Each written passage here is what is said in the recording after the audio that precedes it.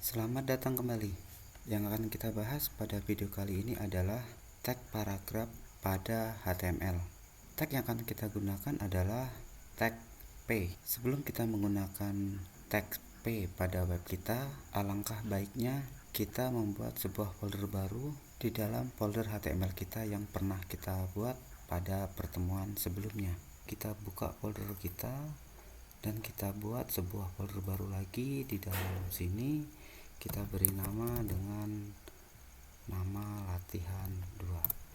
Oke, kemudian file folder kita ini bisa kita langsung masukkan ke dalam atau drop di dalam aplikasi Sublime Text kita. Kita coba drag and drop. Nah, artinya folder latihan 2 kita ini sudah masuk ke dalam project di Sublime Text. Lalu untuk membuat sebuah file baru, kita bisa klik kanan pada folder kita, kemudian new file. Perlu diingat, sebelum kita mengetikkan apapun di dalam file HTML kita, sebaiknya kita simpan dulu file yang kita buat ini. File save. Kita kasih nama paragraph.html. Kemudian save. Setelah ini kita akan membuat sebuah struktur HTML. Mungkin kalian masih ingat pada video pertemuan sebelumnya kita pernah membuat sebuah struktur dasar dari HTML. Di dalam Sublime Text kita sudah diberikan akses untuk membuat sebuah struktur HTML dengan cepat. Caranya adalah kita cukup mengetikkan HTML lalu tekan tanda tab, maka dia akan membuat struktur dasar dari sebuah file HTML. Selanjutnya di dalam title-nya kita tuliskan paragraf HTML. Selanjutnya di dalam body, ketika kita ingin mengetikkan sebuah paragraf, kita cukup mengetikkan tag P, atau dengan cara singkat kita cukup mengetikkan huruf P kemudian tekan tanda tab di keyboard, maka dia akan membuatkan struktur dari sebuah paragraf. Selanjutnya kita ketikkan kalimat di sini. Ini adalah paragraf pertama. Dengan kita mengetikkan seperti ini saja, artinya kita sudah membuat sebuah paragraf atau satu paragraf dalam file HTML ini. Kemudian kita simpan, bisa klik file save atau Ctrl S. Nah, untuk melihat hasilnya kita bisa klik kanan kemudian open in browser. Nah, ini adalah hasilnya. Nah, untuk membuat paragraf selanjutnya kita bisa mengetikkan tag P, kemudian tab lagi, kita tuliskan ini adalah paragraf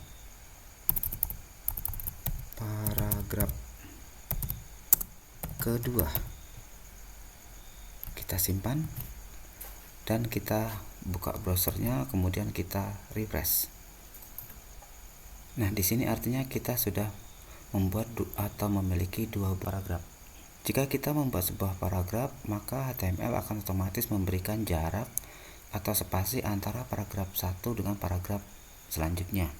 Namun jika kita rasa untuk jarak atau spasi antara dua paragraf ini kurang, atau kita ingin menambahkan jarak antara paragraf satu dengan yang kedua, kita bisa menggunakan BR dan HR.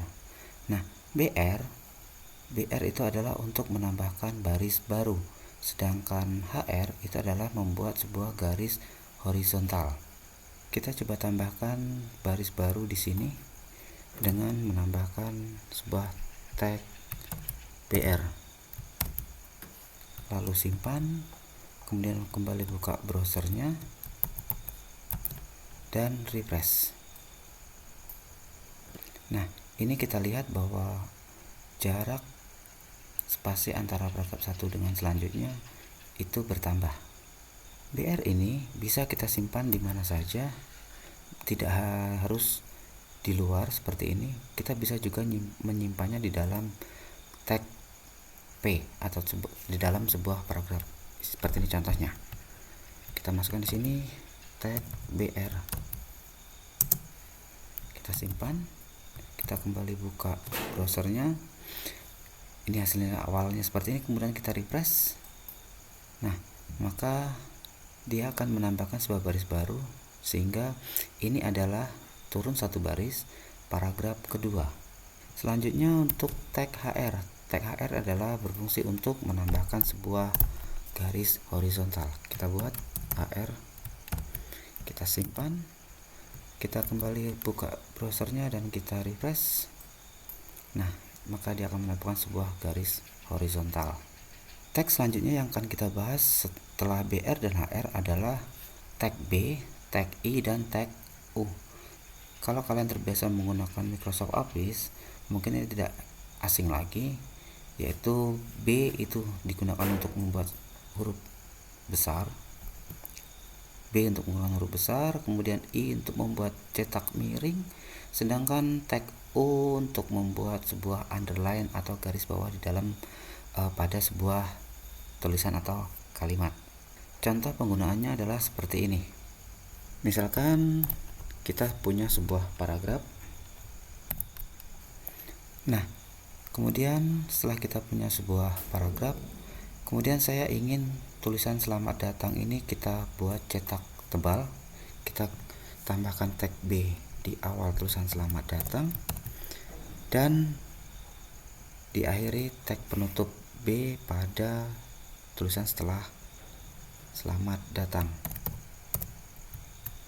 Kemudian untuk kelasnya kita coba buat untuk cetak miring, kita gunakan tag I. Sedangkan untuk SMK Negeri Teguh kita coba buat dia memiliki garis bawah. Oke, selanjutnya kita simpan atau save. Kemudian kita buka browsernya, kita refresh. Nah, ini adalah hasilnya.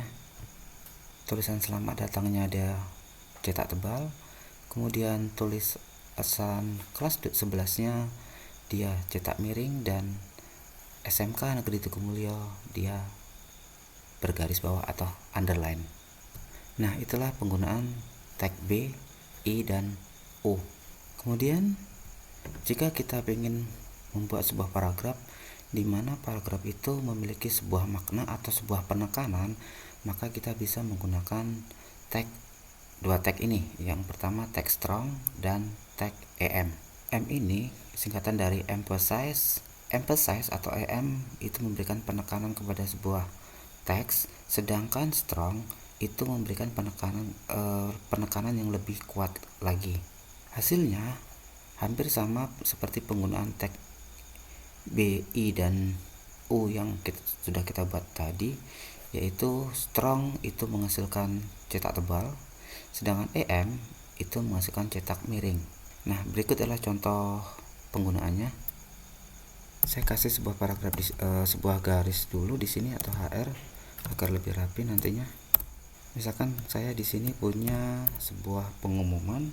Nah, selanjutnya untuk pengumuman kata pengumuman ini saya coba berikan tag strong.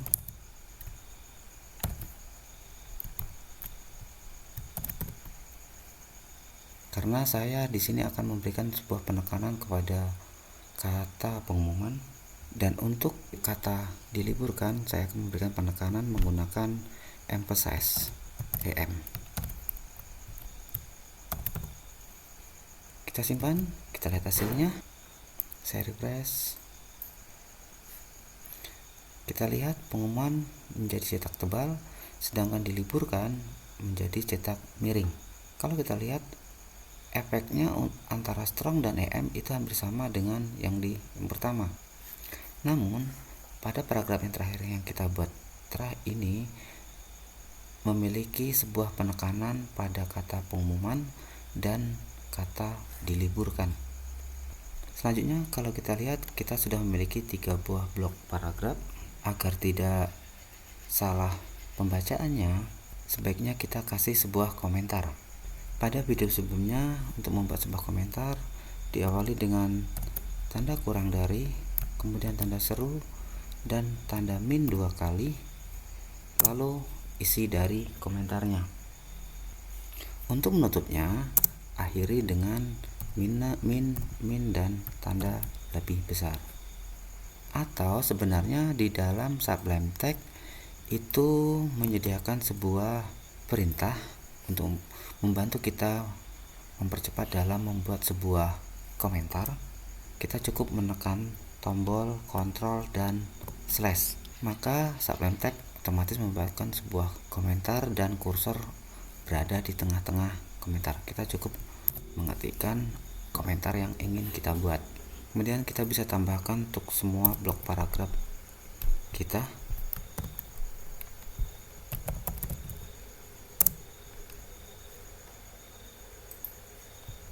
Jangan lupa kita simpan. Sekian video kali ini. Terima kasih. Jumpa lagi di video selanjutnya.